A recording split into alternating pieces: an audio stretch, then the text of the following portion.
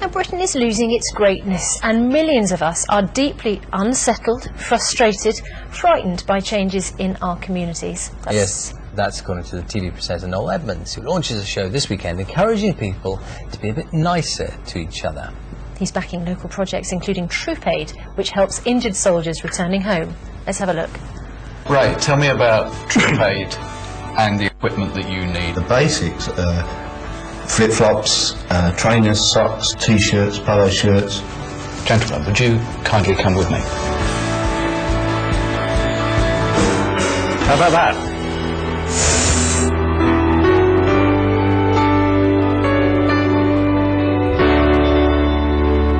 I don't know what to say. That's top man, isn't it? That is absolutely fantastic. And Noel Edmonds joins us now. Just to explain what we were seeing there, what is Troop Aid? Well, I am a little bit confused as well. I hadn't heard of Troop Aid until the story of Matthew Croucher emerged, this incredible heroic moment where he threw himself on a grenade, saved the rest of the team, and he's got the George Cross because of it. And he came back to this country and immediately started fundraising for Troop Aid. So I said, what is Troop Aid? Well, apparently our troops returning from conflict in Afghanistan and Iraq don't always get the basic necessities that they need. Now, the MOD say they do, so I'm not pointing a finger, but it does seem extraordinary that a charity is needed to provide them with clothing and toiletries for the flight, etc. But we're helping Troop Aid, and we're going to give them a surprise tomorrow night on Sky TV. So the idea is that the programme, the whole idea of the programme is it's kind of you're helping. I'm not quite sure. It's a response to the fact that clearly millions of people in this country are very unhappy about British society. There are lots of people very worried about the way we bring up our children. They're concerned about behaviour of young people, crime on the streets. They're concerned about the way we look after the elderly. And this tidal wave of bureaucracy that we've now got, laws and regulations that mean that people like me, I mean, I'm 59 3/4, I think I've been a law-abiding citizen all my life, and yet I'm certain that I go out every day and break the law now, because I just don't understand what's going on. You think that there is an increasing sense of anxiety? Oh, undoubtedly. Since we announced Noel's HQ, which we're doing live on Sky tomorrow night, the reaction has been unbelievable from people of all ages, from all backgrounds, saying at last someone is going to highlight what's going on.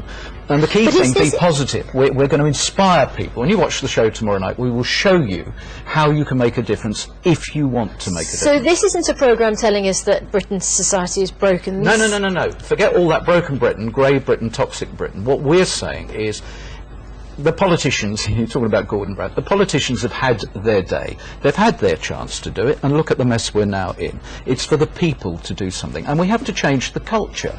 I mean, we have an aggressive culture. You two work for the BBC. I worked for the BBC for 30 years. When I was at the BBC, it promoted the licence fee by saying how wonderful it was, because let's face it, the BBC licence fee is astonishing value. Put it against EasyJet return flights, First Great Western on the railways and whatever, astonishing value. But now, the organisation you work for says, we know where you are. Auntie's put boxing gloves on, and I was so incensed by the idea that I'm guilty of something that I actually cancelled my TV licence fee a few months ago.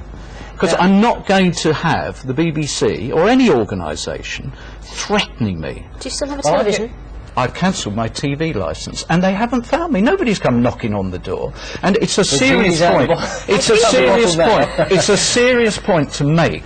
There are too many organisations, and the BBC is a fabulous organisation, but seem to think it's okay to badger, hector and threaten people. Well, it's an interesting point. I almost hear the sound of the trucks rumbling towards Noel Edmonds. Well, come again. But no, let's see that one. It's a principle, it's a point. I'm interested. Have you had some kind of a eureka moment? Because you say 59 years old.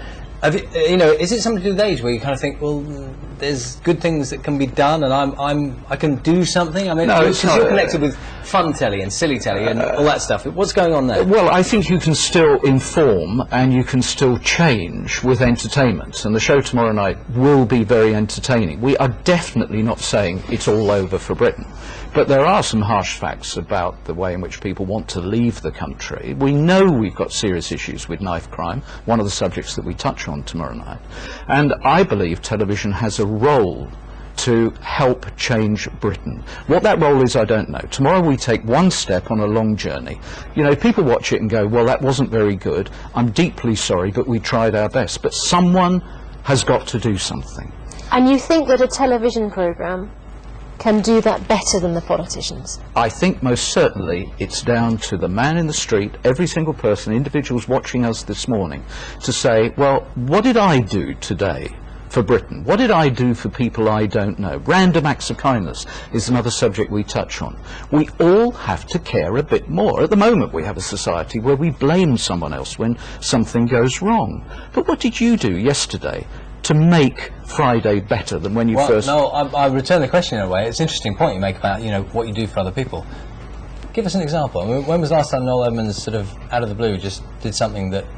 I'm not talking about some great charitable donation. No, you know, one of those things. I try my very best to live my life in a very positive way. I always carry scratch cards with me, and it's quite good fun to give somebody a scratch card as a thank you for something that they've done. I've actually paid for the person in front in the coffee queue in Starbucks. I've actually paid at a motorway service station for somebody's petrol. It's very interesting, and I'm of course not representative because I'm fairly well known, but it's very interesting to see the reaction of people. Initially, I mean, I was on the One show this week and they tried it, and initially everyone gets very, oh, well, no, I don't want your gratitude, I don't want your freebie. But doesn't that say so much about this insular world we've created, where we're all frightened to engage with each other? It's an intriguing subject. Noel, thank you very much for coming. Fascinating talking to you. Thank you. I hope I'm in front of you in the coffee queue after the programme. Thanks very much indeed, Your Noel. pleasure.